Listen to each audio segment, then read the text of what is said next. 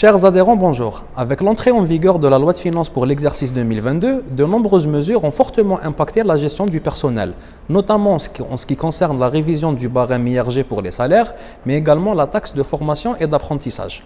Avec nous aujourd'hui, M. Abdelhaq Zaim, directeur général du cabinet GMS. M. Zaim, bonjour, merci d'avoir répondu présent à notre invitation. Bonjour. Sans transition, première question, en quoi consistent les modifications apportées au barème de l'IRG par rapport à la loi de finances de 2022?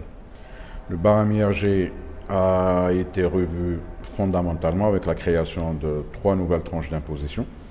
On a consacré la non-imposition pour les salariés qui ont un salaire imposable inférieur à 30 000 dinars, donc c'était consacré. Un abattement supplémentaire a été ajouté pour toutes les tranches de salaire imposables entre 30 000 dinars et 35 000 dinars. Et avec la revue du barème d'imposition et la création des 3 nouvelles tranches, quasiment tous les salariés sont gagnants. Du moins, tous les salariés qui ont un salaire supérieur à 30 000 dinars gagnent en IRG. Ça veut dire qu'ils ont une retenue inférieure à ce qu'ils avaient en 2021. Le minimum, bien sûr, c'est 2 dinars ou 1 dinar 50 et le maximum, c'est 8 800 dinars qui butent à 320 000 dinars de salaire imposable. Donc, on a des gains entre 0 dinar, 1 dinar jusqu'à 8 800 dinars. Parfait, vous venez de parler d'un gain pour tous les employés. Alors, faut-il faire la distinction entre les employés ayant négocié des salaires en net avec des contrats de travail stipulant que la rémunération est nette et les employés ayant négocié ou ayant des contrats où c'est mentionné un salaire en brut? Est-ce que c'est tout le monde qui y gagne ou seule la partie... Là, on est sur un débat plutôt de forme. Qu'on ait négocié un salaire en net ou pas, là n'est pas la question. La retenue IRG, c'est une retenue salariale. Elle est retenue depuis les gains obtenus par le salarié. Donc s'il y a un IRG inférieur à déduire, le gain revient naturellement au salarié. Cette disposition n'a pas été créée en faveur des employeurs. Donc ce n'est pas une cotisation ou une charge patronale. C'est une retenue salariale, donc c'est aux salariés d'en bénéficier, que le contrat soit négocié en net ou non.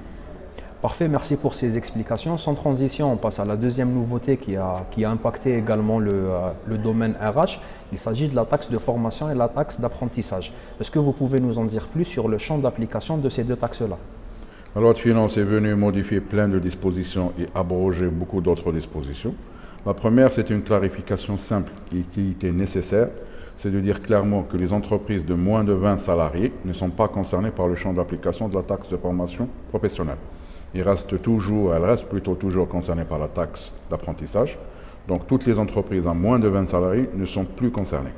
Les entreprises à plus de 20 salariés restent bien sûr concernées par les dispositions de la taxe de formation et bien sûr restent concernées par la taxe d'apprentissage.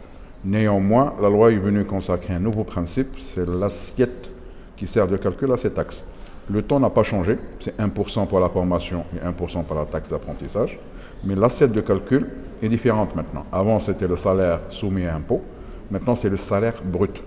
Il nous reste plutôt à clarifier via des circulaires peut-être des ministères concernés quel serait ce salaire brut. Donc, à défaut de clarification, c'est tous les gains obtenus par le salarié.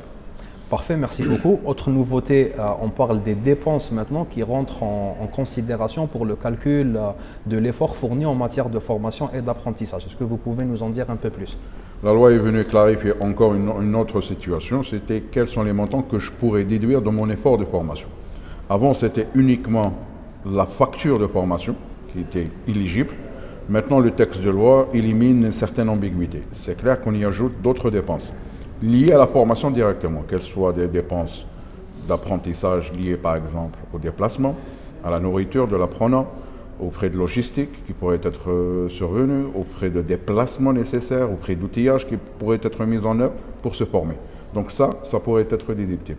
Maintenant, il reste à savoir à quelle échelle c'est déductible, quelles sont les tolérances de la direction de la formation professionnelle. Probablement, ça sera clarifié dans très peu de temps avec les circulaires ou les arrêtés qui seront probablement pris en charge d'ici 2-3 mois maximum. Parfait, merci beaucoup pour toutes ces explications. Dernière question avant de se quitter. Autre point fort contenu dans la loi de finances pour l'exercice 2022, on parle de possibilité de mutualiser entre la formation et l'apprentissage. Est-ce que vous avez un mot à dire sur ce point-là? L'article en question traite de la possibilité de la mutualisation. La mutualisation, c'est quoi? C'est pour les entreprises qui font l'effort de la formation, mais qui n'arrivent pas à faire l'effort d'apprentissage parce qu'ils ont une masse salariale importante. Et le 1% va toujours dépasser les dépenses liées à l'apprentissage. Donc, le texte de loi ouvre cette brèche. Il dit clairement aux entreprises, on pourra probablement mutualiser entre les deux chapitres. C'est-à-dire, si vous dépassez l'effort de formation, ce dépassement de l'effort de formation sera déduit probablement de la taxe d'apprentissage. Maintenant, les modalités pratiques ne sont pas encore connues. Le texte pose bien l'impératif du peu. Ça veut dire qu'il faudra clarifier via les arrêtés qu'on attend. Voilà. Merci M. Zaïm, merci pour votre disponibilité, pour toutes ces réponses qui nous permettent justement de mieux comprendre l'impact des nouvelles dispositions contenues dans la loi de finances pour l'exercice 2022. Merci à vous. Nous vous donnons rendez-vous pour le prochain numéro.